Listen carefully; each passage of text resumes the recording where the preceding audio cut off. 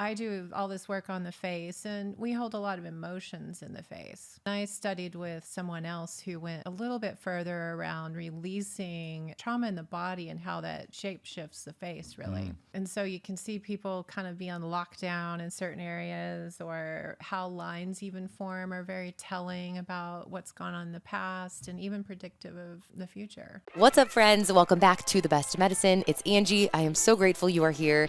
Today is about the lymphatic system.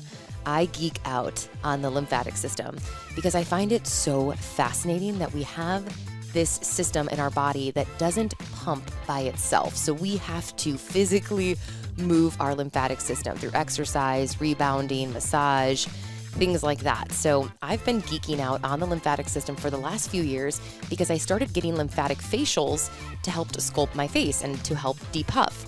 So I've been really geeking out on facial sculpting and lymph facials, and recently I started getting body lymphatic treatments as well, just to help me detox. So if you are interested in that, you are going to love this episode. It is all about acupuncture, Chinese medicine, how trauma shows up on our face. We also chat about your tongue and how your tongue is a window to your health. It really is a depiction of how your body's doing. And every single time I go in to see Brooke, who you are about to hear from today, she is the practitioner at The Road. She is also the owner of The Road here in Austin, Texas. I've been going to her now for almost 2 years. And every single time I go, she looks at my tongue. And by feeling my pulse and looking at my tongue, she is able to see a lot of what is going on in my body, which is freaking fascinating. So I've been getting acupuncture with her and facial lymphatic drainage for the last 2 years. I just knew I had to bring her on so she could share all of her wisdom when it comes to your face, and should you get Botox, or can we get facial acupuncture instead of Botox? So if you love this episode, come say hi at Official Mike Lee and at Angie Lee Show and at The Best Med Podcast on Instagram. We can't wait to hear from you. Let's dive in to this conversation with Brooke Taylor.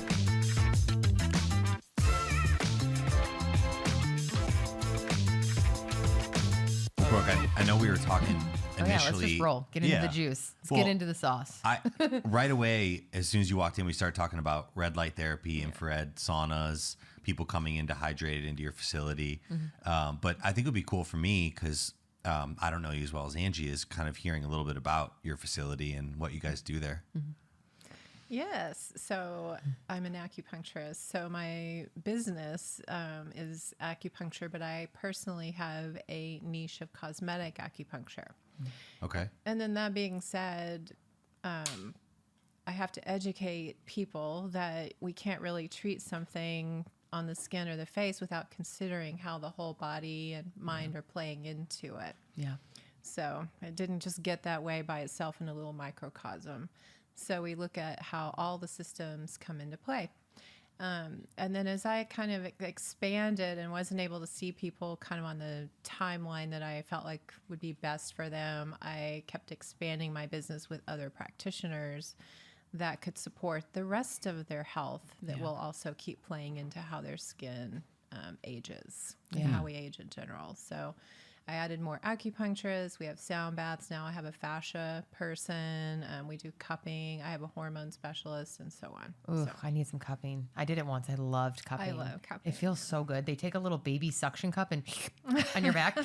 Yeah. And you're just laying there and you just feel like, it feels like an octopus is kissing you. Like, It's funny because I remember, I feel like Michael Phelps made cupping kind of mainstream. And then I was a professional athlete for about 10 years, so always had back issues. And we did a lot of cupping.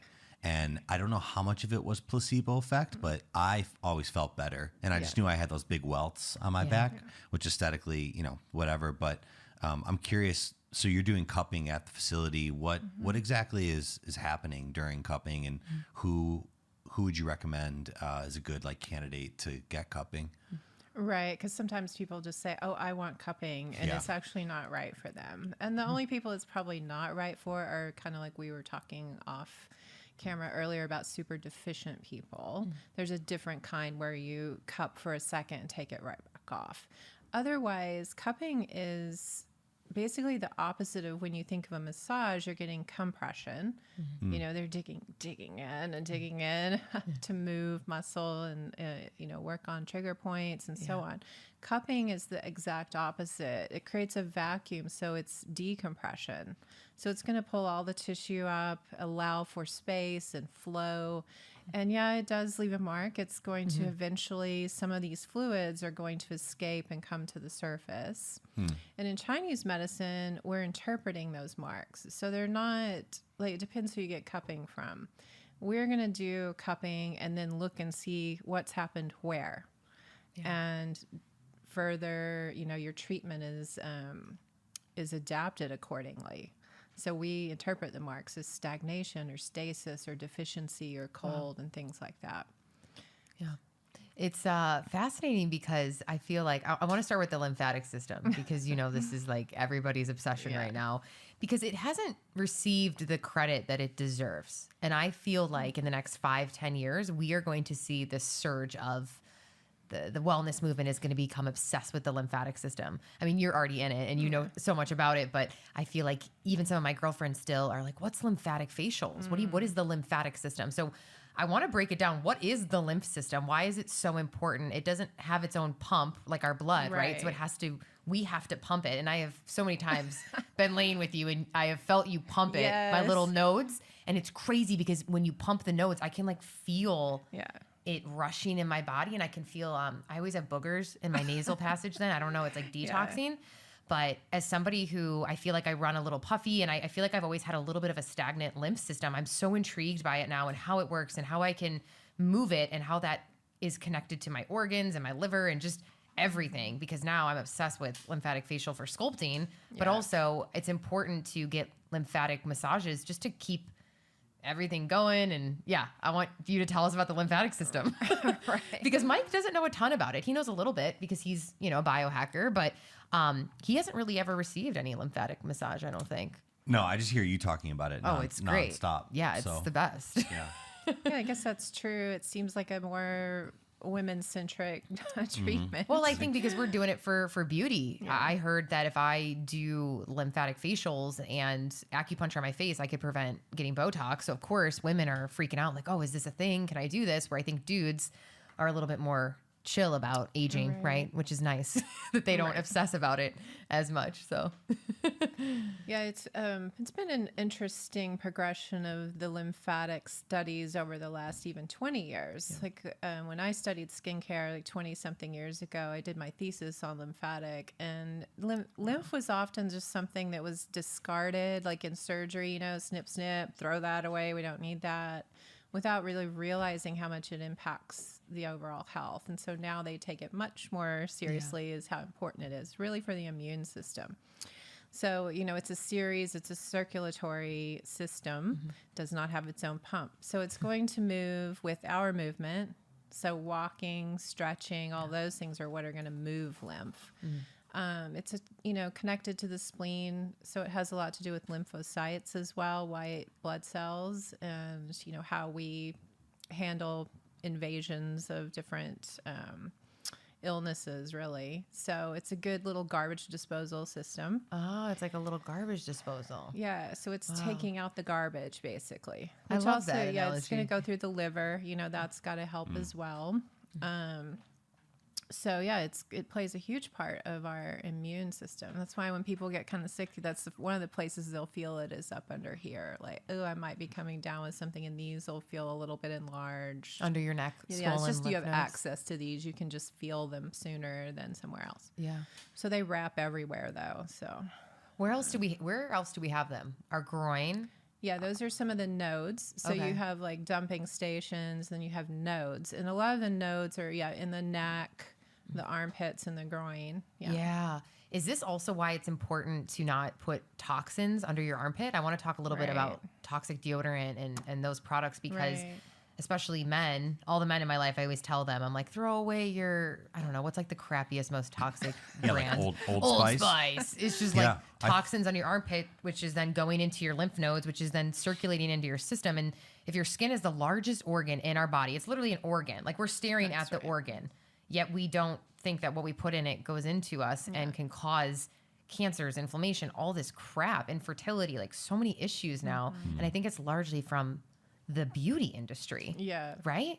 I mean, Yeah. so yeah, I would love to know about the armpits. Like, let's talk a little bit about the armpits and what we should and shouldn't Let's be putting dive into the armpits. No, it's a huge thing. Everybody listening is 100%. putting deodorant on, and Yeah, every day. every day, And maybe it's sitting on your skin all day, right? yeah, and it's seeping in, and all the like heavy metals in there. Yeah. And then women are getting like all these issues, like breast issues. I don't know. I just it makes me so mad that those companies even exist when now there's so many healthier alternatives. Right. There's a lot of alternatives Yeah. now, and you just have to think of everything in a cumulative effect. Like where a lot of people will compartmentalize, well, it's just this one thing, and it's just this one bit. And it's like, yeah, every day over many years. And then if you count all the products we normally put on in a day, it really can add up. So you definitely want to pay attention to what you're putting on your skin and the absorption and taking and eating as well. So Is there anything particularly that you look for, like someone walking down the grocery aisle, or I guess the grocery store, but they're in the section where they're going to get deodorant, or any brands that you like? Like what should kind of the normal person look for and avoid? yeah, I think there's some now that are like there's primal paste or something like Yeah. that. There's a lot of pastes now that don't have all the other stuff. Most of the time, the things that are not good for us are the things that make the tactile experience better. Like you think of a shampoo, the super lather is the thing that we really don't want. That's what the SL, the sulfated stuff that's going to lather up the SL. Same with your toothpaste, the things you want to avoid. Same with deodorant. So like getting one of the pastes, or just looking for the least amount of ingredients, and probably don't go for an antiperspirant, just go for deodorant. Like you don't want to block the sweating. Those are really strong. I'm curious all the ways somebody can move their lymph. For the people listening at home that are like, okay, we have this system, which I don't know why we don't have a pump on it. That kind of sucks that we were built like that. Our creator must have just forgot. Oh, shit. I forgot to put the lymph system. No, but it's true. Like I've heard of people getting like cancers because their lymph system is stagnant. So this is like a serious thing, right? It's very serious. Well, it's I think connected we to used your- to not sit. So Sitting. Yeah. That's a big part of it. yeah, because the stagnation? only way it's going to move is if your muscles are moving. Yeah. So standing up and moving and stretching and all those things throughout the day.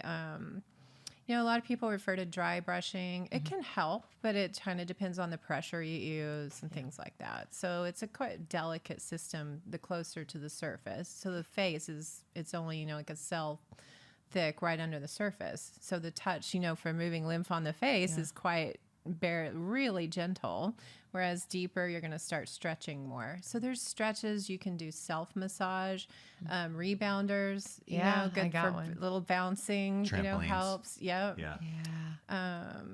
I think some people will say like alternating between hot and cold. What else? Like you can go get lymphatic massage. Yeah. So I think that's the best way. It really is. It can really help train your lymphatic where it's gotten sluggish. So Yeah. So how is a lymphatic massage different than a regular massage or Swedish massage, for instance? right. It's a very light touch, and it needs to work with the system. It has a series of valves on these little connectors, and they can only go in one direction. So you have to use the right pressure, the right speed, and be going in the right direction at all these different points. So a lymphatic massage is super relaxing. Yeah. You get this light touch of this kind of circular motion going all towards these dumping stations and the bigger nodes. So you're working from smaller to bigger. Yeah. But you kind of have to open things up first so it creates this suction and it will pull the lymph where it needs to go so it can do its thing and make a rotation and clean itself up. Yeah. But, a Swedish massage, you're back to just full on compression of the muscles, maybe Right. the tendon stretching, things like that. We do a little bit of myofascial stretching in our lymphatic just to kind of amplify what we're doing with the lymph. So, Yeah.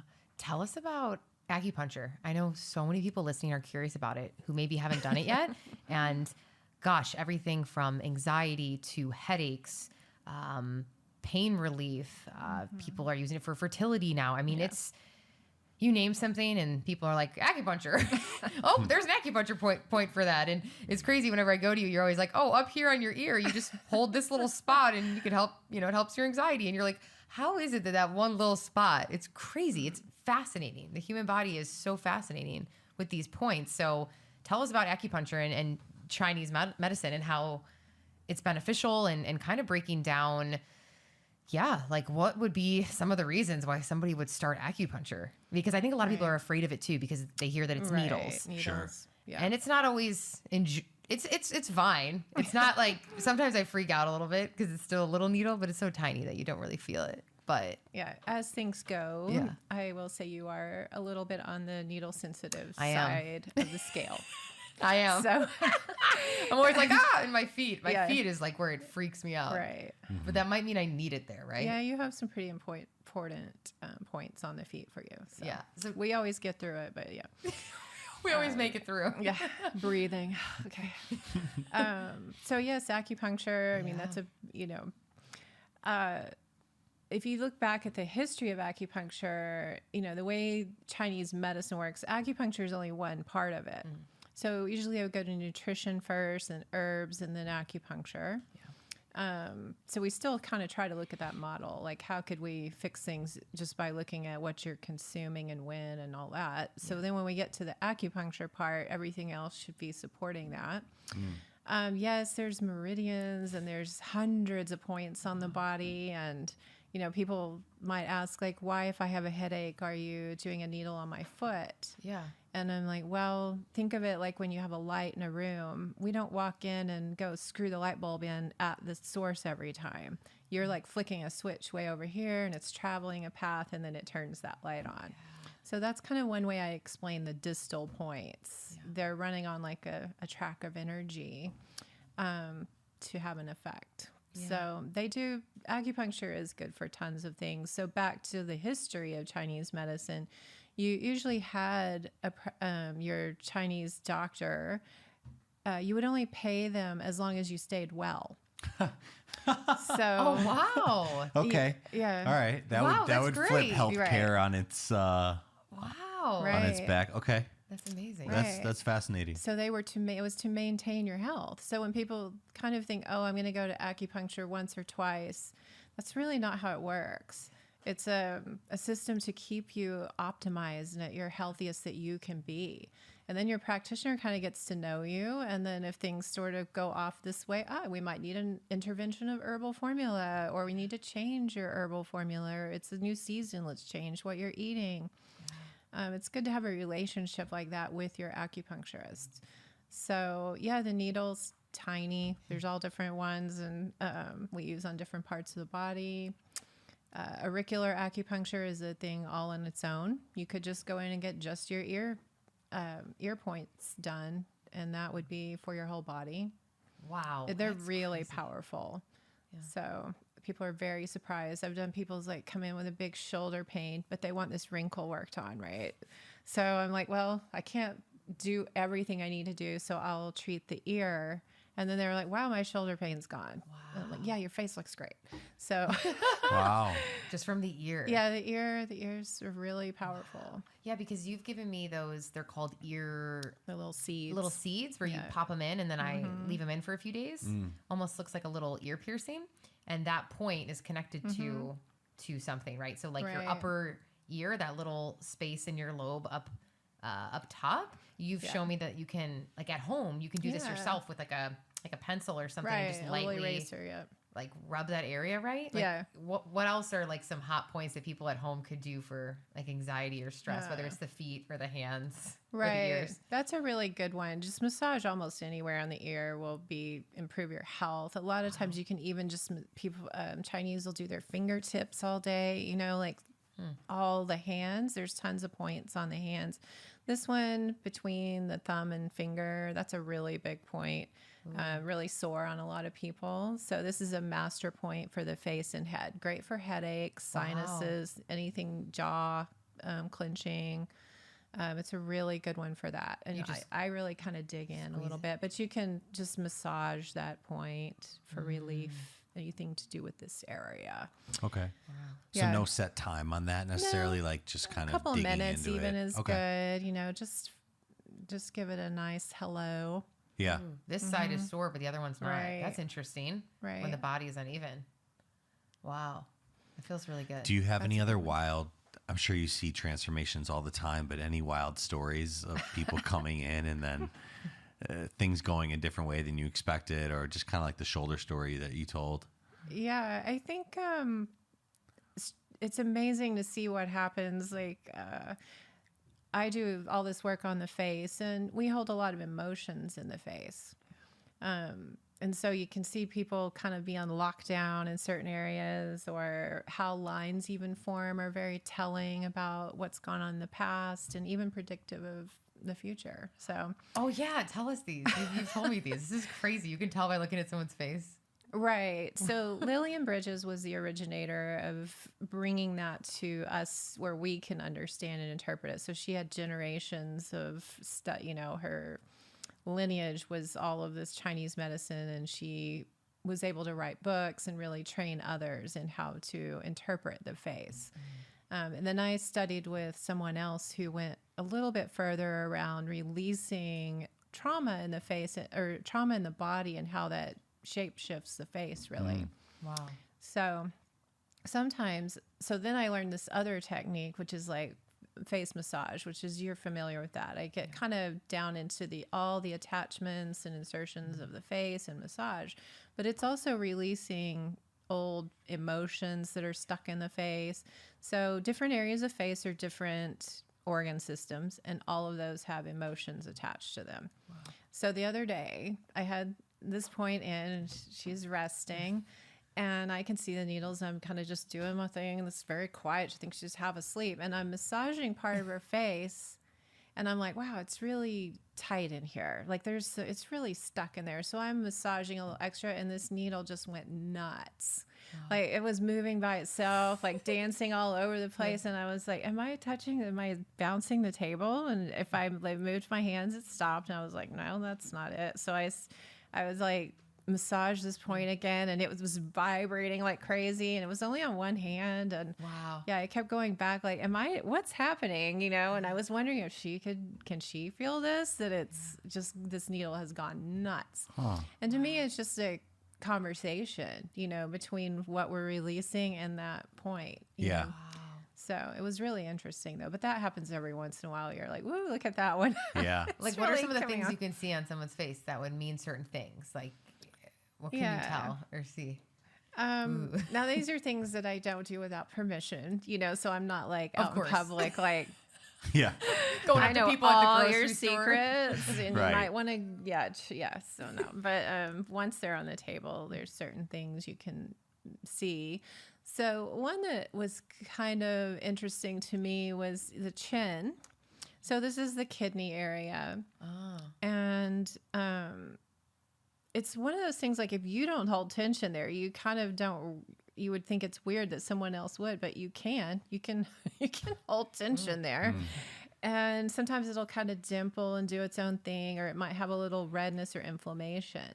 And a lot of times if I can't get that to start shifting with needles, I'll finally ask them, you know, hey, is there, you know, the kidney really represents fear. Is there anything around that might resonate with you?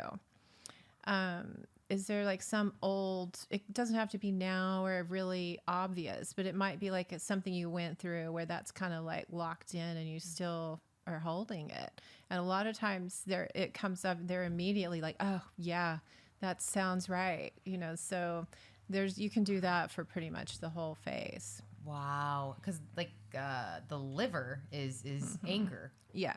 I've heard. Right? And right here, my 11 lines. You're like, what are you pissed at? I'm like, I don't know. But it is interesting because I've had a lot of herbalists say, like, oh, your liver is a little stagnant, which is interesting because I don't drink alcohol, but that's not, people always think, oh, if you don't drink alcohol, your liver's fine. Your liver is not just responsible for alcohol. It filters so many different things. Including your emotions, right? Including your emotions. So it made me think, oh, I actually hold in more anger than I realize. And my liver is like taken that anger, I guess. Even though I don't seem like an angry person, I probably do I need to punch some more bags or something, you know? Well, I think it's definitely undeniable the effect that not only the human face, but just the body has on stress and anxiety in general. Like when you started talking, the first thing I thought of was those incredible before and after pictures in World War I and World War II of kids who were 19 years old going to the front lines. And within 2 years, after maybe when they got out, their face looks like they aged 20, 30 years. And it's a span of 18 months to 2 years. It's sad to see, but it's a lot of like trauma and emotion. I mean, another thing, you look at a president, you know, when they go in versus when they come out. And so it's kind of scary, but I think also we're learning more and more that emotion and anxiety and unreleased trauma rather is a huge kind of key to that. Is that one of the cornerstones or a big part of Chinese medicine? Like maybe they like the Chinese and Eastern countries have known this for a long time, but now as like the Western society, we're finally like maybe coming around to it more and more. Yeah, I think that's a good observation. You know, I had someone brand new the other day, and I was thinking about just the observation on its own is one of the big tenets of Chinese medicine. If you're doing an intake, I mean, they're filling out questions, but you're really just observing. And so if someone's talking like this, you know, like there's just hardly anything there. So that's like lung qi. So now you're going to explore like where's this deficiency coming from?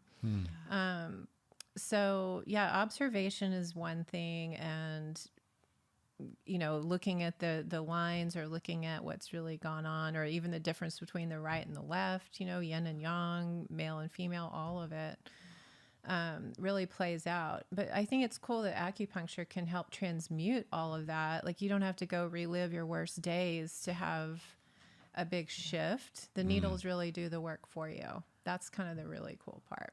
Let's talk about the tongue too. And if you want to look at Mike's tongue, you can. This is an experiential episode. Am I getting like a live reading? I'm a little nervous. Yeah, like you can learn She's like, so much you about. have problems. Right. I'm like, I'm gonna need to see you after this. No, I know that my tongue's not good because anytime I've gone, they're always like, "Oh wow, like something's going on." I'm like, "No." So what's wrong with your tongue? What do you mean? I don't know. I have like the white stuff around it, right? Which is like Let me see.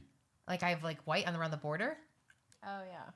You call it scallop tongue or tongue, something? Your tongue is really white. Yeah. She's got a pretty good white coating on there. Yeah. What does that mean? Go ahead, tell everyone. Okay, What's my so- problem? So when we do an assessment, we do both the pulse and then we look at the tongue. And the tongue, we're looking at everything from shape, color. Does it have the scalloped edges or not? Is the body red or is it pale or is it extra red? And then maybe sometimes just the tip is red. And then so the whole thing is broken down by organ systems to, so, you know, the middle might be the stomach. So then we might have cracks and no coating, or is there a partial coating? Is it peeled? So there's tons of things to see in a tongue that tell you what's going on the inside. And it should tell you how long it's been going on. Is it chronic? Is this, you know, that would be like, oh, a thicker coat or really peeled or things like that. So it's a wealth of information in the tongue. So what would my tongue mean and what would Mike's? Because Mike, I feel like actually looks, let's do Mike. Oh yeah, yours looks actually pretty good. Wow. Oh yeah. Wait, it does because he's got some mold and stuff that he's detoxing from It's right now. in So the I'm surprised. back, His tongue looks healthy and pink. Yeah, so it's a nice Mine looks more kind inflamed. of a pink color. There's a little bit of a coating towards the stomach, so that might be your little detoxing. Okay. There's do have no stomach teeth issues. marks. It's not really swollen. It's a little bit more red just around the front. That might be like the lung a little bit. Like if you had allergies or something, it might be more red in the front. But I can do this. yeah, That Okay, means. what do you call that Oh, boy. for people not watching? But for me, if mine's like puffy or almost inflamed and white, that's not good because yeah. what does that mean? I mean, I had there's- somebody look at my tongue and they were like, who was it? Was it Kirsten? I guess she was like, you have the Maybe. tongue of somebody who's in med school. Are you Oh, stressed? And wow. I was like, no, I'm pretty good, Huh. which was weird and like scary to hear, but maybe, I don't know. I think I run a lot of energy or something. Yeah, you're don't a know. little conundrum because you have all this heat, but at the same time, your tongue tells a very different story, I right? know, it's crazy. So, Usually that would be like a certain type of stagnation. Things are just not flowing as they should. White would normally be cold, or there's also just pale. So pale would have more to do with blood. Okay. So if the body of the tongue is pale, then we're more likely going to look at what's going on with blood. That's why women's periods are such a barometer of health as well. It's kind of handy because we can really dig into the period and find out what's really happening with the blood and the health.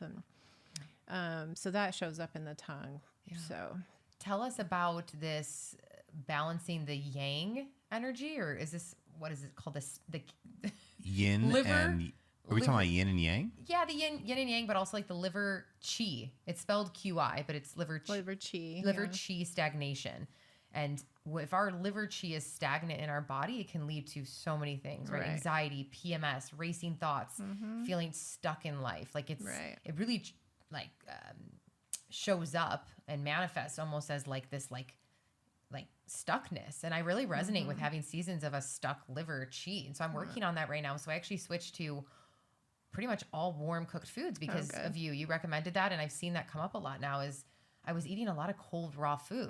Why would that where the matter? white tongue comes in. Yeah. So tell us about that, because immediately it was funny when you looked at my tongue once. You're like, you should be eating just mostly warm food, and I was cooked, like, I eat or lightly steamed and cold food, like cold salads and fruit. And I was eating all these cold, dry foods, and it wasn't like healing warm foods like soups and warm meats, and like I wasn't doing enough of that. And I've noticed that my periods have gotten better, I think, since I've been adding more like warm food. So yeah, speak to the women and the men listening. When do we know if our liver qi is stagnant, and what are little tips or things we can do to get it not stagnant?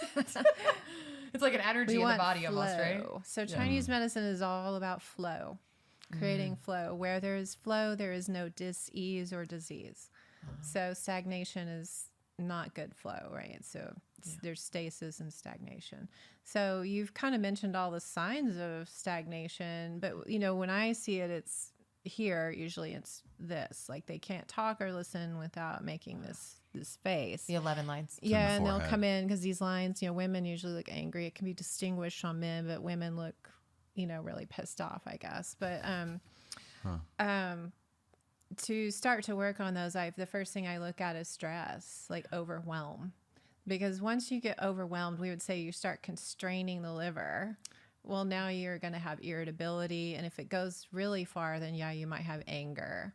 So it was all the symptoms that you mentioned. So to unwind all of that, and it really does come down to managing stress. So I try to give people little mantras even while the needles are in. And I'm like, if it was for here and we're overwhelmed, it might be something like, there is enough time in the day to do everything that needs to get done.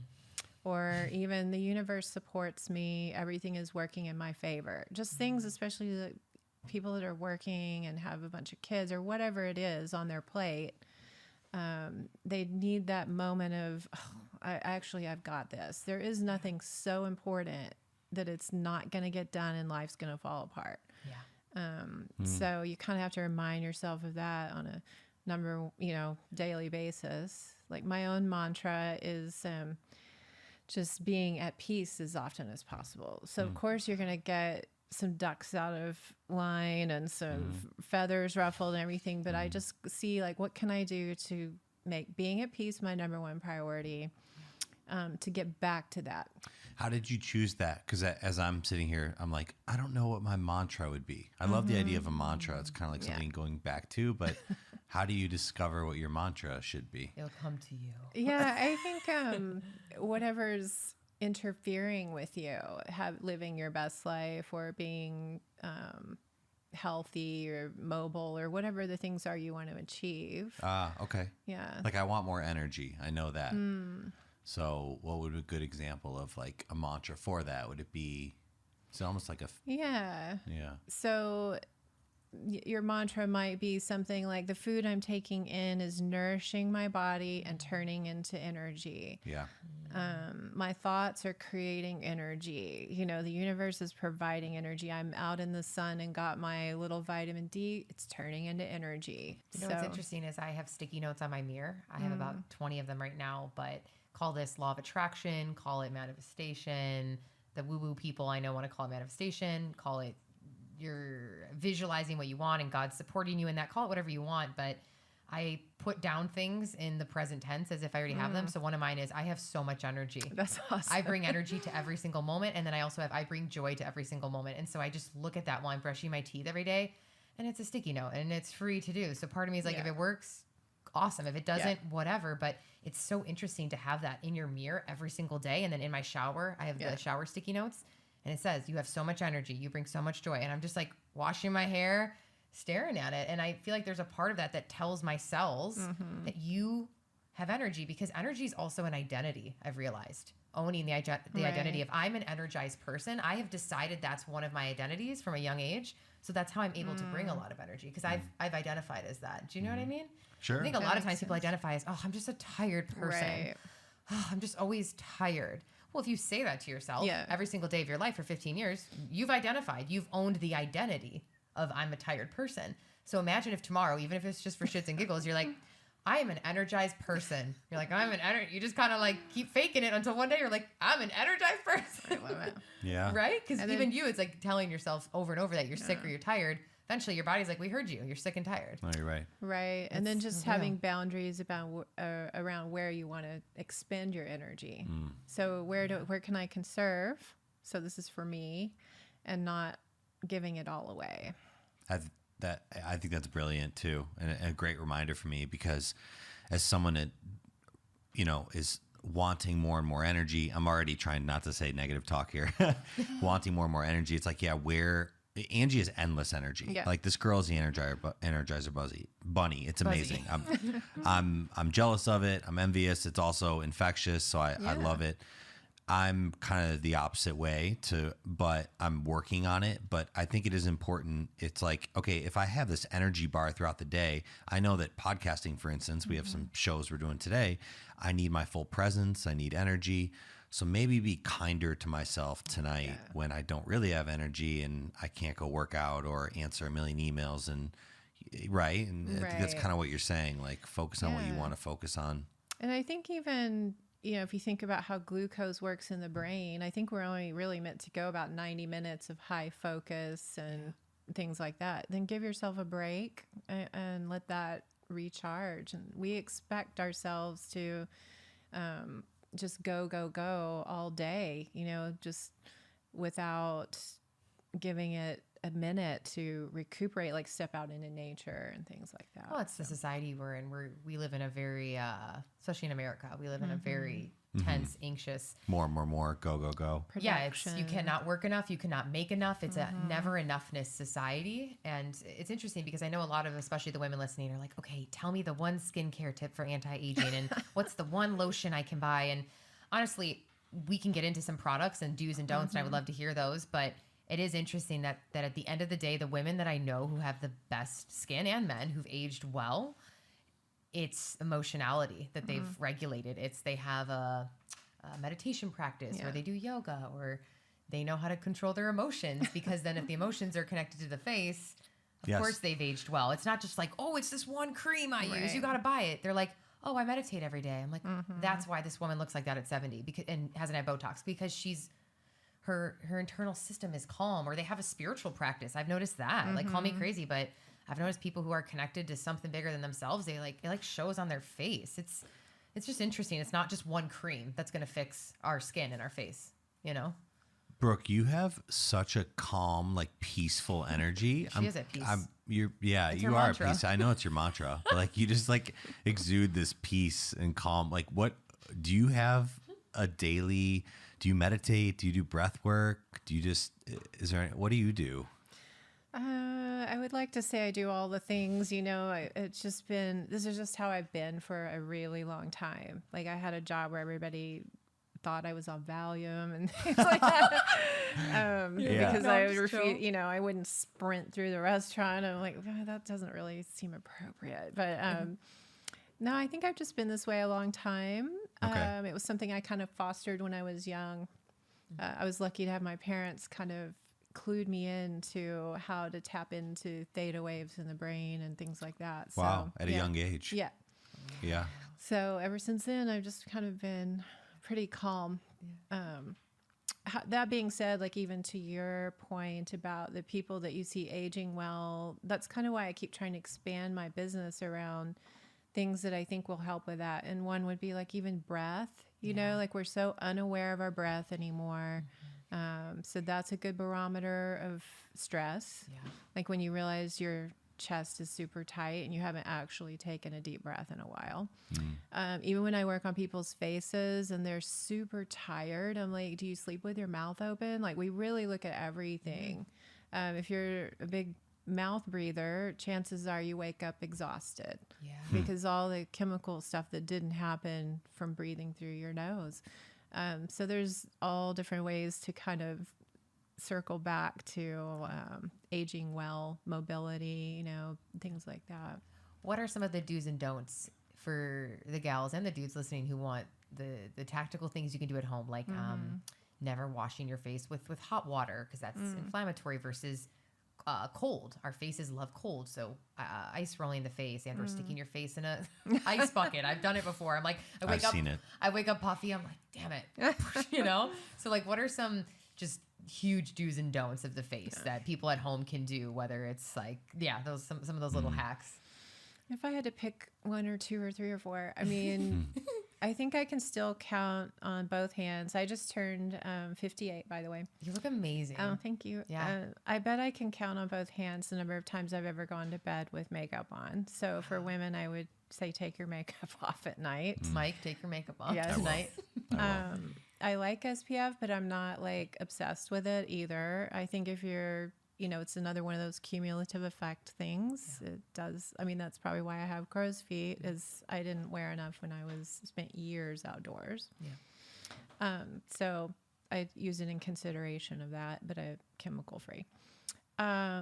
Definitely keeping up hydration. That being said, some women are drinking gallons of water and still it doesn't look right. So you have to figure out how to get the fluid into the fascia and into the system.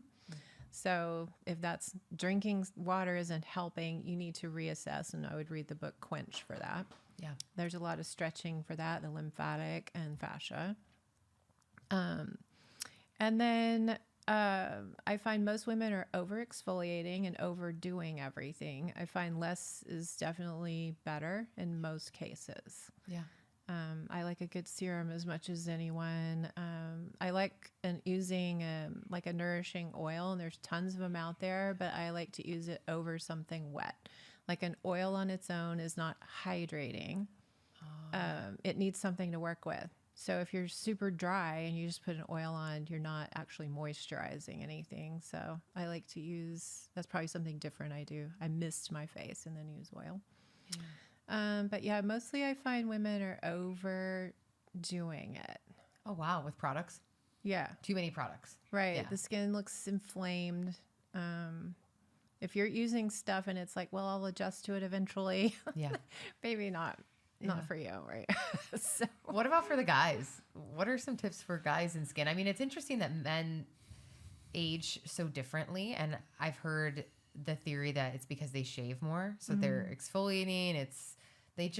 Their skin, they just do less and it does look better. Like, I mean, Clay and Mike, I don't know what your skincare routine is, Mike, but I used to get punched in the face for a living. So I don't even. Do you wash your face at night with anything? I put, for a while, I put like that coconut moisturizer. Look at it's such a dude. I have no idea. No, I don't really do anything. I'm gonna be honest. I don't even wash my face at night. When does your face get washed? In the shower? Yeah. Okay. Yeah. In the shower. So it's just something, I guess, growing up, you don't, and I lucked out. I didn't really have bad acne in high school. Yeah. Is that hereditary? or a little bit of both? Yeah, it can be for sure. Definitely. Okay. Yeah. So I mean, because it's weird because our mom had bad acne. She would tell us, but I never had that. Yeah. So I don't really think about it much. I'm sure I'm 35 now, but I'm sure I'll be more self-conscious about it maybe at 45 or 50 or something like that. So there's probably things I should do now to get ahead of that. Maybe not Curious of your thoughts. Scrunching our face so much. We're both very expressive. Maybe Yeah, just I don't know if talking like that's this. ever going to go away Just though. talk like this. Hello. Yeah. Well, I think people also have to start to think about how do you want to age and what is acceptable in a wrinkle. Like I have crow's feet. I'm actually kind of okay with them. I Yeah. mean, what do you expect? I'm 58 and I'm going to smile and there's going to be no lines. Sure. You know, it's like, of course there are. Yeah. So I'm okay with that. So, you know, the women I see, they're super fretting over the smallest little imperfections and everything. It's like, yeah, well, we can work on this, but you really do need to think about what is going to be acceptable. You know, is it okay to have a wrinkle at 45? Is it, you know, when is it going to be okay? Because we can't keep curating our faces into that one look with a bunch of injections and pulling it and stuffing it and Botoxing it, you know. I mean, you can, but Yeah. Yeah, tell us about Botox. I mean, this is a hot thing that everyone's curious about. I mean, even men want to Right. do a little bit. I've definitely done it. I haven't done it in a while now, though, because I started seeing you, and I just felt like I don't know. I want to kind of just wait a little bit, especially I want to wait till after kids. yeah. Just because it still is a toxin in my body. I'm not super against it because hey, it works and it's great. No shame in anyone who's doing it. I love how it looks, but I'm also like, I don't know. The toxin part, it doesn't feel like it sits well with me. So what are your thoughts on it? Yeah. What are alternatives? And yeah, Right. it's a hot thing. So I mean, I have weaned a lot of people off of Botox. It's doable. Some people, the force is so strong with their, you know, their expressions they've developed from a young age, like talking with your eyebrows. I had one patient that said, it's like my eyebrows talking Morse code, you know. So for some people, it's just, you know, I used to tell them to maybe if you're at home alone during the day, put Scotch tape or something right here where you feel it happening. Yeah. So you catch yourself in the moment. Oh, I'm doing it again. Because you just want to also start to reform your habits around that. But otherwise, acupuncture does significantly help with all types of these wrinkles. I mean, you know, the way the muscles are innervated and things, the points work for that. wow.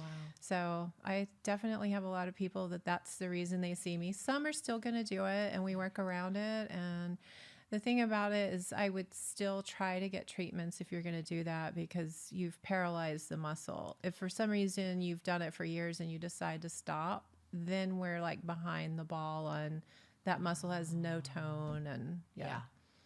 How do you go about finding a good acupuncturist? That's one thing I've always kind of wondered. And I've had some phenomenal ones. And then I've also had ones that I just felt like caused more harm. And it's the same thing for any type of doctor, right? But yeah, that's scary. yeah, how do you really go about that, especially with something that is so foreign to a lot of people? Right. I think that's where you might look to more of a niche practitioner. So like you could go get cosmetic acupuncture, but do you really want it from someone whose whole website says pain? You know, so I probably would look for that. Like look for someone that's done extra research, extra work around the thing that you want to have treated. So like my practitioners are a little more focused. One is on she loves working with down regulation of the nervous system, which is going to affect your digestion, your sleep, things like lifestyle type things. One was a physical therapist in Asia for years. He's going to do mobility and body mechanics and pain and things like that. So you can find some that are good at whatever you show up with, but it's harder. You might have to really stick with it and develop a relationship so they can kind of peel the onion too. Sure. Get to know you better. Yeah. When you say down regulation of the nervous system, do you mean getting out of the sympathetic and into the parasympathetic? That's right. Okay. Yeah. I need a lot more of that. Maybe I need to see. You should. I This woman at your facility. That's Vanessa. Yeah, Vanessa. Oh yeah, I've Yeah. seen her. Yeah, that was trippy. Yeah, I feel fell like asleep. Yeah. I feel like I get stuck in fight or flight. In one sense, as a guy who is very driven by like purpose and achievement, it's served great things for me, especially as an athlete. In the other sense, it's tough for me to turn that off. Right. And so learning ways to turn that off is something that, now since I retired, I'm trying to figure out. I feel like body work would be great for him because It is. I have found that being a high energy go person, body work is now my favorite thing because when you're in that room with that person, you can't do something else. Yeah. It's not like, okay, go meditate with your phone in the other room and then next thing you know, you're like texting someone or you can't go anywhere. And it's so nice to know that you have that hour and they are like, nothing calms your body other than like body work. So now I'm obsessed with massages because they help me mentally be a better person. It sounds so cheesy, but I invest every month in massages because I'm able to regulate my system better. So I'm always telling Mike, I'm like, I feel like you should get into body work more in massages because they're just, you leave and you're just like, I feel like $1 million. There's something wrong with me to where I'm not a fan of massages. I used to not be They're either. never relaxing for me. I often feel more stiff when I get done. I've done and seen so many different. Now, granted, if it's sports therapy and we're doing Right. something specific, that's different. But for me, the massages are not relaxing and not enjoyable. Maybe he needs a different type of body work. But acupuncture, Maybe even like I was saying with like with this practitioner Vanessa, like instead of starting with that, you start with this ways that we kind of unplug the nervous system. But it's fascinating to watch because people that really are stuck in fight or flight, I can put some needles in and you'll see them start fighting it. Twitching, they're like, oh, and I think it's almost like the body, you're getting signals to let go and like shift, and you're like, oh, that's not familiar. I'm kind of almost like addicted to this other place. This is where I'm supposed to be over here. So the needles literally tell the brain to tell the body what to do. And then you'll see some people like, wow, this is cool. Look at this. I haven't felt this way in so long. I love this. And I'm like, this is what you want to remember and tap into later. Remember what it feels like right now and try to start learning to tap into that. And then other people, it's going to take a minute because they're like, yeah, this is not where I'm supposed to be. I might need to be doing something, or I'm supposed to be doing something else. Wow, they can't surrender. And so I have the ear clips, that puts you right into Theta. And I have pink noise. I have things that I do beyond acupuncture to try to let's try to create that shift. I mean, a lot of people sleep through it and get this incredible rest, or they're like, I saw things or whatever. It's different for everybody, but some it takes a few times to be able to let go and relax. how else do you get into theta, a theta brainwave, and what's happening when your body and brain is in that theta state versus like right now we're probably in beta. Yeah. And then if a lion walked in here, we'd be in alpha maybe, freaking out, rightfully so, in Austin, Texas. But yeah, what's happening in our brain and our body in theta? Is that something we need to drop into more? Yeah, I think of it kind of as I tell my patients as I get them all zhuzhed up with needles and maybe the clips and some light, all the things. And I'll tell them, I think, think of it now as your cells are listening. What do you want to tell them? You're in a healing state. This would be like in the middle of the night if you were getting some REM sleep. This is where healing takes place and you're rejuvenating and all those things. So other ways to get into theta would be breath work.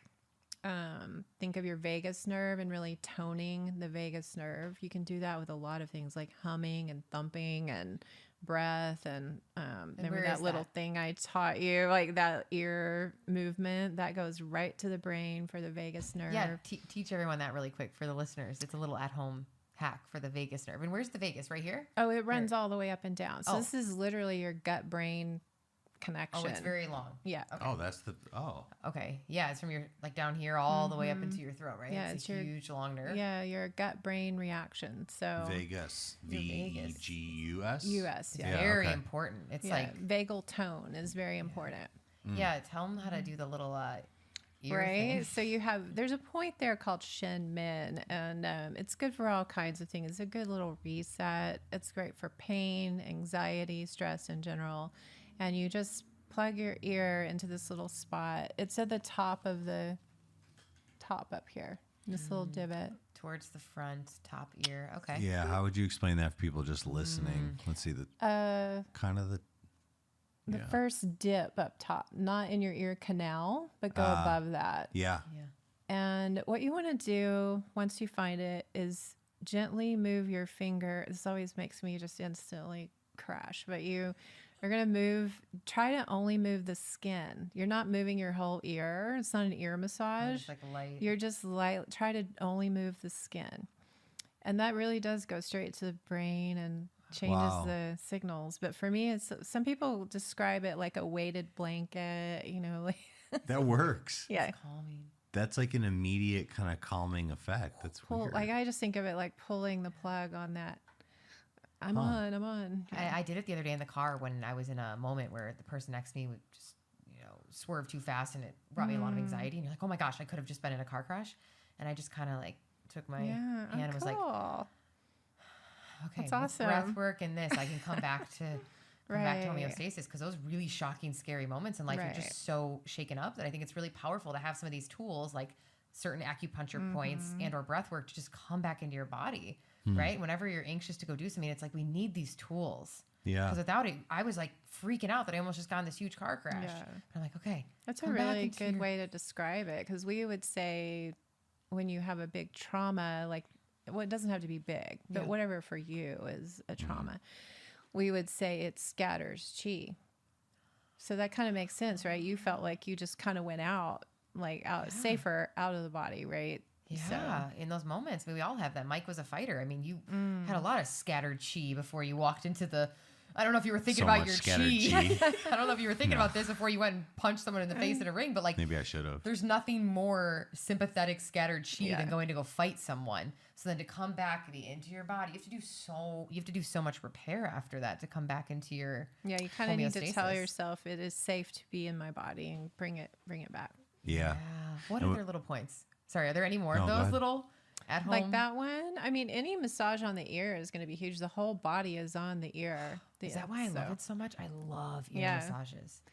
Yeah, they're you the can just. I just tell press Clay sometimes, hey, will around. you just like, I like folding my ears, Yeah. fold them. It just feels so good. I do Yeah. points for. I mean, we do needles for everything from high blood pressure and allergies to. There's a ton of research around PTSD and ear points for veterans. There's clinics that's all they do is ear Whoa. points around What? PTSD. Wow. They'll just sit there and be massaging. There's like 5 points you do. There's like specific to PTSD. Yeah. So that's ear. very well researched. It's really cool. Wow. What is the main? What is one of the main reasons that people come in to see you? Like, what are you seeing a lot of today as a pain point or issue? Yeah, I mean, in society? anxiety is huge right now. So, Like, especially over the past couple of years, you mean, Yeah, with the pandemic? Yeah. yes, I am a cosmetic acupuncturist. I wish there was a different word for it, really, but that's how people know how to find it. So they start off by seeing me as some alternative to, I don't love how I'm aging. And some people, they do have stepped on an accelerator for aging, and it's usually around stress and things that have happened, and maybe they had a big health crisis, or they've become a caregiver for someone else and they're overwhelmed. So there's a million reasons that this isn't going quite like they wanted. So they may say, look at my face, it's puffy, or it's this or that, but then you pull on that thread a little bit, and then here comes all of the things that are affecting their life. Wow. So anxiety is very high at the top of that list. So Wow. Isn't it crazy that managing emotions is like the #1 beauty secret? God damn it. Well, it's tough, right? People don't want to hear it because it's so much easier to put expensive cream on your face It is. versus like actually dealing with your emotion and trauma. And it's not acute. It's a long-term practice that kind of never ends, right? Is that why people look different after therapy and plant medicine and stuff? Their faces look different, right? People have shown before and after doing certain Yeah. journeys and stuff that their face literally looks different. It makes sense. If they're healing traumas, Yeah. they would look more calm and rested, or more calm and rested in their face after.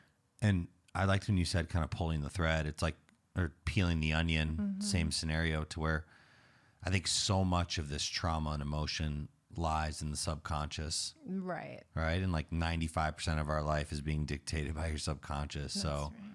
but I think a great way to get into that subconscious is to get into Theta and start to dive into that, right? Yeah, I was actually just reading. I mean, we've all seen it a million times, the benefits of meditation and how a lot of people try to meditate and it just is not for them. And I'm like, well, just even maybe for 1 minute, just observe your thoughts and that's all. Like simply notice them. I mean, I get this from somebody that was a mentor for me. It was Rick Carson who wrote Tame Your Grandma. And I think I've told you about that before. He was the original, like wrote about the monster of the mind and how we self-sabotage and things like that. So that's where I get like the mantra for me was make being at peace your number one priority and simply noticing. So learning that we are not our thoughts and things like that. There's just a whole toolkit there. So it makes like meditating, you know, whatever you want to call it, prayer, just taking a minute to be disengaged from the phone and everything else. So I love that. Yeah. Choosing peace. That's really powerful because in any moment you can make your decision based on that. right. Okay, am I going to go have this conversation? Am I going to be mad at this person? Am I going to send that email? Am I going to insert in all of the modern day life stressors? If your commitment is to peace, you can say, not worth it to have that convo, or oh, don't need to go do that, or oh, I should go do that, Right. because your home base, your North Star was peace. Right. So it's almost like every decision you make is it going to make me more peaceful? I'll do it. If not, I'm out. Right. It's Yeah. like your North Star. It's Yeah. actually really powerful. You could live such a powerful life if your Yeah. North Star is peace, because then you just get rid of all the other bull crap. Yeah, and people that get so upset about world events, you know, and they're empaths and they're taking it all on, and it's like, well, how can you have a good day when this happened in, you know, wherever? And I'm like, well, that's probably the best way to change the world is one person at a time. Like, how can you make your little space be peace, and that's got to rub off on someone else. You know, it's not like you're doing it and hoarding it over here. So Yeah, and it's like you can only do so much you yourself, right? You're not you Right. can't hold the emotions of that going on over there, because by Right. you, I don't know what that doesn't fix the issue by you being stressed and anxious about it, right? That doesn't really fix anything. Yeah. I'm curious about the jaw and the hips connection. You've taught me that your jaw is your hips is your jaw, Yeah. which is fascinating to me because I have very tight hips, and then my jaw is tight. And whenever I go into you and then I leave, I feel like my hips yeah, are loosened It's because so you massage my instant. face, which Yeah. is crazy. it's very instant. And the other day, a girl on Instagram, what was her name? Lanshin, you know, she does a lot of the Gua Sha. She shared a video. I think it was in a physical therapy situation. It looked like an athlete. And they were stretching his legs. He was on the table. They were stretching his legs straight up. And he was like grimacing, you know, about perpendicular. You know, he's like, ugh. And a guy came over with a Gua Sha tool and just scraped the hell out of his jaw, like way harder than we do. But he just went to town on his jaw, scraping it down. And then they went back and lifted his leg, and it was like whoop, like instantly he could and out this way, you know. And it's just so connected. And I try to tell people this all the time because I do that one move where I swoop around. I'm like, oh my God, your hips, you know. I'm like, there's no room in there. So I'm like, you might want to do some stretches in the morning, try to start getting those hips open, just so because of this. But, you know, also, you know, I have Theta now that does fascia work, and she does a lot of work on the hips because that's also where we store a lot of stuck emotions in there. So the other day I was working on someone's jaws and I'm like, dang. And I knew Theta was across the hall and she was like, why are my hips so tight? Oh my God. And I had Theta come over and she started working out the fascia on her hips while I was massaging her jaw. And oh my God, her flexibility changed. Her face completely changed. Oh my Like her gosh. jaw went from like being like her masseters all built up to her face just got instantly sculpted. I was like, oh my God, we finally shifted like your jaw. I want Wow. to do that, the double. I want It you was on my, crazy. my face while Yeah, I she's need that too. stretching out my hips. And oh, that sounds so great. Wow. It's crazy how it's all connected. I think Yeah. if anything, the listener, I want them to realize how connected our body is. Like that your ears can control so many things. And then you put that point in my foot, which is helping my liver or my spleen. It's just fascinating. And it allows you to realize that the body is so connected. And we think it's not. We're like, okay, this is in my face. It's just in my face. It's like, no, it's coming from somewhere else. And Yeah. it's trying to tell you all the time. Like we just don't see it anymore. We don't listen. We don't listen. We don't know. You know, we've lost the ability to interpret things. And I think that's what I see a lot of too. When you ask, what do I see, is just people kind of at their wits' end over what is happening with my health. It's, Yeah. you know, there's like these cascades of inflammation a lot. And yeah, they've gone to the doctor. I see a lot of people that have already tried all the Yeah. other things. And now what? Interesting. What about I can't leave the women without talking about Gua Sha. And Mike has seen this a lot because his girlfriend Hannah is very into Gua Sha. I have 18 different Gua Shas. Yes. I have the face ice roller, which is a little bit different. But talk to us about sculpting the face when the face is puffy and you wake up and you're like, how do I sculpt it? I mean, you've even taught me that it's important to not forget the neck, and you start with the neck, and I wasn't doing that. So I'm Yeah. like, oh, darn it. So yeah, tell us what that is, how someone can do it at home, and some little tips around Gua Sha'ing, if Yeah. that's the verb. Gua Sha'ing. Gushan. Like Gua Sha my face. Gua Sha'ing.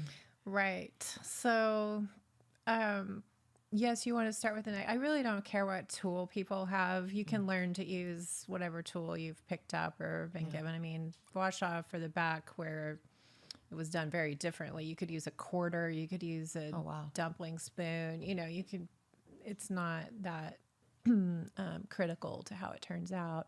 It's just understanding which edges to use where and how. So, I mean, I think there's more like, yes, start with the neck. I like to start more with stretches and opening everything up first, like get the channels open. Yeah. And then think, what am I trying to affect? Am I trying to affect muscle or am I trying to affect fluid? So you just hold the tool differently accordingly. If I'm trying to affect fluid, it's almost going to be flush with my face and I'm going to anchor and come out. And so that's going to move fluid. Yeah. If I want to work on tight muscle, then I'm going to almost like, that's where the scraping can come in, and just be careful love what that. you're on. You know, like, am I on bone? Am I on a built up muscle? Am I trying to work on an individual wrinkle? And if that's the case, then I might just sit there and scrape out that one little wrinkle with small Yeah. moves. You know, people are like, yeah, but I did it last week and now look, I have hoods again. I'm like, yeah, we've slept and the fluid comes back. You do have to kind of keep it up, but it does work. It works really fast. Well, So, Asian women do it a lot in their culture. They're always touching their face, massaging their face, Yeah. Gua Sha'ing their face. And in America, it's not as common for us to be touching our face, but we should right. We went through a huge phase of don't pull, don't touch. You know, it was like put creams on and don't move. Yeah. be. But it's a muscle, right? Like anything Yeah. else. Well, the skin, I mean, that's the face is the only place it's attached to the skin directly. So, you know, if I move this, it's moving the skin. Yeah. So, you know, yeah, I want to keep muscles toned. And remember when I was saying like it's all about the flow, you don't want some bound up area and then have another really slack area. Yeah. So you have to think about your own face posture. Yeah. You know, there's people that are like, why do I have this line? And I'm like, because from a young age, you smiled like this. You know, people just use their face different, Yeah. you know? So you just see it. And I'm like, I'm not saying you need to change the way you smile, but you can think about the way you use your face throughout the day. Yeah. Like I'll look 10 years older if I just sit like this. If I just let it all, you know, it's like yoga mountain pose. You're standing there, but everything is slightly engaged and wrapped, and so this is resting face, not. What do you think of frownies? I was wearing them for a while and then I forgot, but essentially, What is that? Oh, you know, it's the little Hannah has worn them to bed. It's the taping your face yeah. at night. So then I wake up and it's so nice and smooth because I wasn't like making all these facial expressions at night. So it trains those muscles. Frownies. Frownies. Is it kind of a hoax or like? No, I think it works. Okay. So Yeah. if I wear those every night of my life, when I'm 80, will I still be like, It'll help. I mean, you spend all day doing I'm gonna whatever wear them all it day. is. I'm going to wear them but all day too. Yeah, just wear. Yeah, exactly. Just wear tape all day. Wear tape all day. I mean, the gal who started it, she started in high school wearing frownies every night to bed, and How she look? she's 40. She looks great. Yeah. I mean, no Botox yet, so I'm like, dang, wow. She literally every night just puts a little bit of tape, and it just like keeps things. I think yours does look better, by the way. Oh, nice. Yeah. It's probably from you and. Well, I just Brownies. think it's And I it just looks when a I little talk to people, I'm now more more conscious of it. relaxed. I try not to use as much facial expression, but I laugh so much and I smile so much, so I'll always have crow's feet. But like just up here, I'm trying to not be so. Yeah. But again, for anyone listening, aging's a great thing. I'm not afraid of it, but I am terrified. But also, let's embrace it. But also, these are some helpful things to know. And Yeah. honestly, at the end of the day, like I said, you can buy all the creams, you could do all the frownies, you could do all the stuff. But if you're not managing your stress well, I mean, it doesn't mean shit, right? I mean, your face is going to show your stress. Yeah.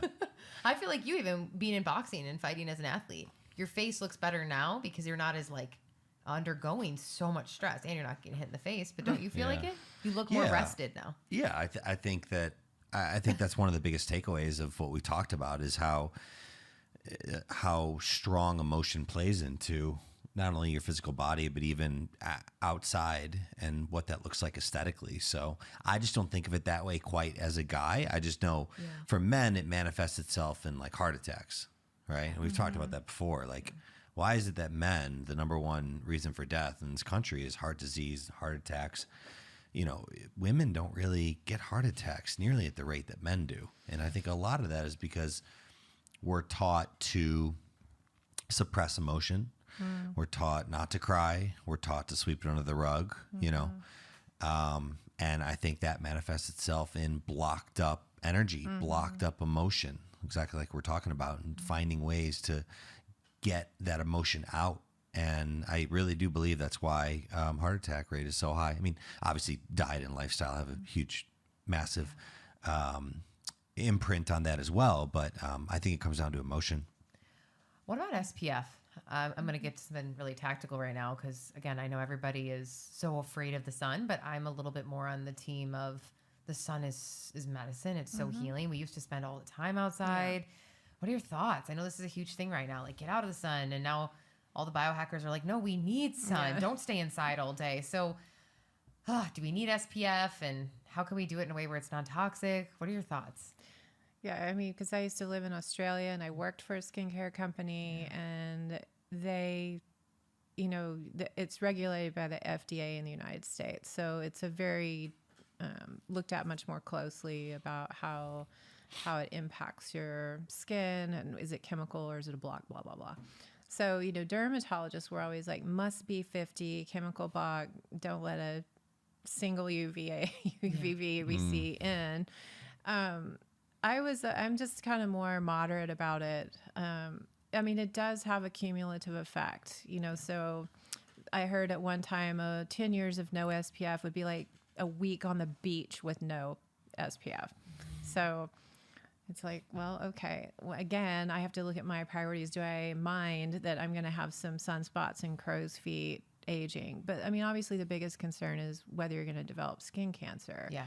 So there are people that they're more likely to develop skin cancer. So they're going to want to wear a stronger SPF and be very careful. And I like to get morning sun.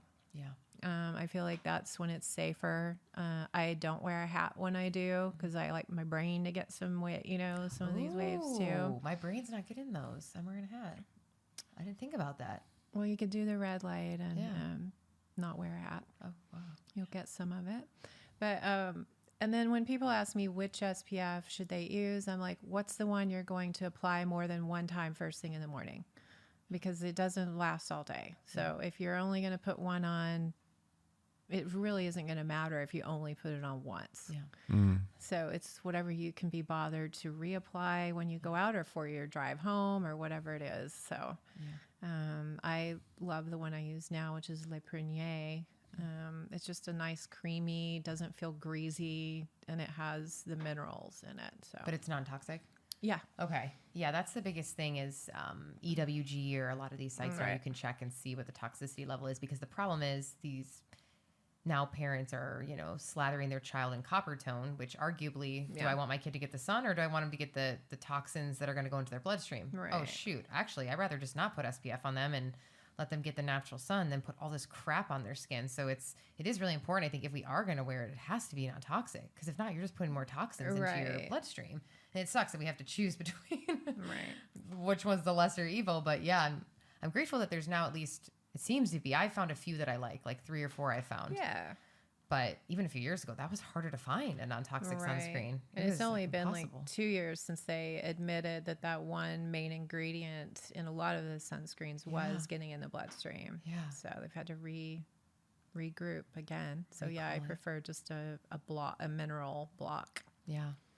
Last but not least, I mean, what else do you guys want to cover when it comes to acupuncture? I mean, I think Well- I want to chat a little bit more about the warming foods, but I feel like you hit on it a little bit. But do you think that's beneficial for any woman listening? I mean, you want to Warming eat foods? according to your constitution, you eat according to seasons, and you try to eat locally. I think what I see is we kind of don't feel right. So then we see something, being done like, oh, I'm going to skip all my meals and have this one, or, or I'm going to do keto, or I'm going to do this, or I'm going to do that. And then not all of them are right for everyone. Yeah. The way we eat with TCM is to gently warm up the digestion first thing in the morning. And that's usually with congee. Not everybody's going to want to eat congee. It's like a rice soup. I made it. You do get used to it. And I've had people that stuck with it and saw a lot of changes. Wow. But I didn't like that it made me hungry, though. I know it's supposed to make you super hungry. I didn't like that. it shouldn't make you super hungry. Okay. What you should do is have it usually without a protein first thing. And so you might have some ginger and cinnamon in it, and you'll want to put a fat in it, like some ghee or some butter, so you don't get hungry. Oh, okay. You have to have fat in it. Yeah. And then like 2 hours later, have your first protein. Oh, okay. So that's how you like gently get the metabolism going. And then things should be able to get where they're going in the body. You won't have cold hands and feet. And Wow. yeah. I feel like, wouldn't oatmeal be the same or something like that? Yeah, Anything you of warming in the could. morning? I mean, I like people to eat a porridge-y type thing in the morning. It's good. Yeah, it's almost like a porridge. So all of us can benefit from that, right? Like, when is it ever healthy for someone to be having a lot of cold, raw food, like tons of raw salads and just eating raw and cold like that? When would that be beneficial for the digestive system? Well, there are people that run excess hot, so maybe they can eat that in moderation. I Okay. still wouldn't eat it first thing. Like I wouldn't start my day with a smoothie. Yeah, which is what a lot of people are doing. Yeah, tons. Like it's funny to see people when I say, so like, tell me about your food. Like I'm putting needles in. I'm like, what do you like to eat? I know I should eat way more smoothies and salads. Like they assume I'm about to say, why aren't you eating salad? And it's like, no, that's actually counterintuitive a little bit because it just sounds so healthy. Yeah, it's rough on your digestive system. Now I make sure all my veggies are cooked if I am doing some veggies, because it was tough on my digestive system. It just slows you way Yeah. down. I feel so much better without all the salads. I'm like, how funny is it that for years I would just eat salad all day, just like a bird, just raw salad. And I was just like always bloated and like farty and tired because my system was like, Yeah, like it's gonna trying be to a while. break everything down. It was like all this Right. kale. And then I read like I could get the same nutrients in other foods. So I'm like, what am I doing? Yeah. I mean, I'm open to trying anything. So I'm kind of like a guinea pig, but that has been really eye-opening, the warming food. So I'm trying to do it. Why not? Yeah. Want to be on the warm food train, Mike? Like just even steamed, lightly steamed, you're just at least starting that process. I mean, one thing I noticed like when I had my jaw surgery and I wasn't supposed to chew for 3 months, right? So, I mean, I could eat fine, but I just wasn't allowed to put any pressure down. Wow. So what I noticed was, so let's say I'm going to eat a sweet potato, but I might have Netflix on at the same time. So here I am with I take this sweet potato and I went and learned how to eat from this woman. Like you're supposed to do food a certain way, make a ball, put it on the back of the roof of your mouth and then swallow. If you have jaw issues. No, or if- just that's how we're supposed to eat. Oh.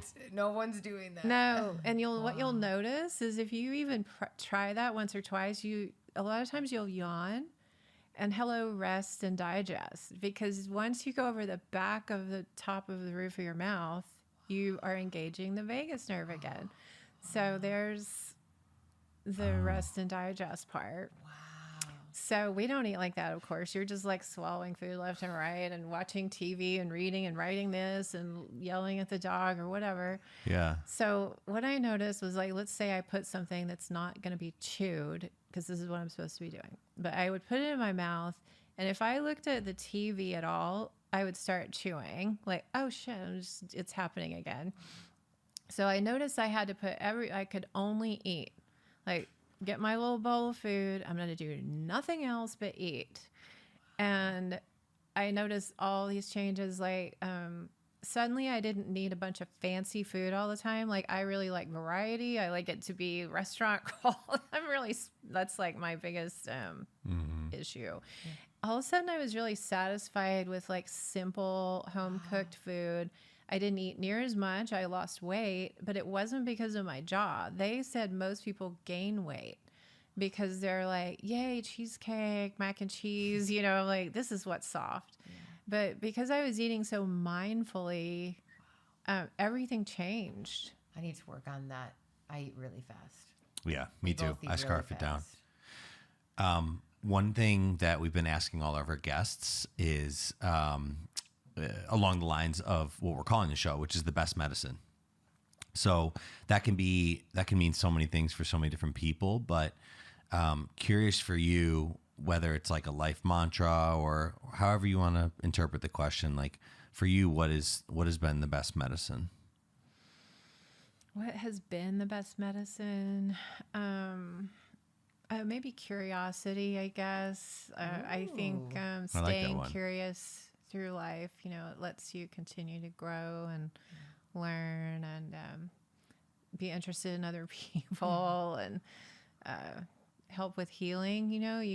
If you think you know everything or you've made up your mind about things, it's really hard to grow. And I mean, this is like my 7th life in this lifetime. Yeah. So yeah, I think that would be. That's a great answer. We haven't heard that one yet. We haven't gotten that one yet. Wow. Be curious. I like that. Curiosity. It is. It's a superpower. Cool. Allows you to stay young.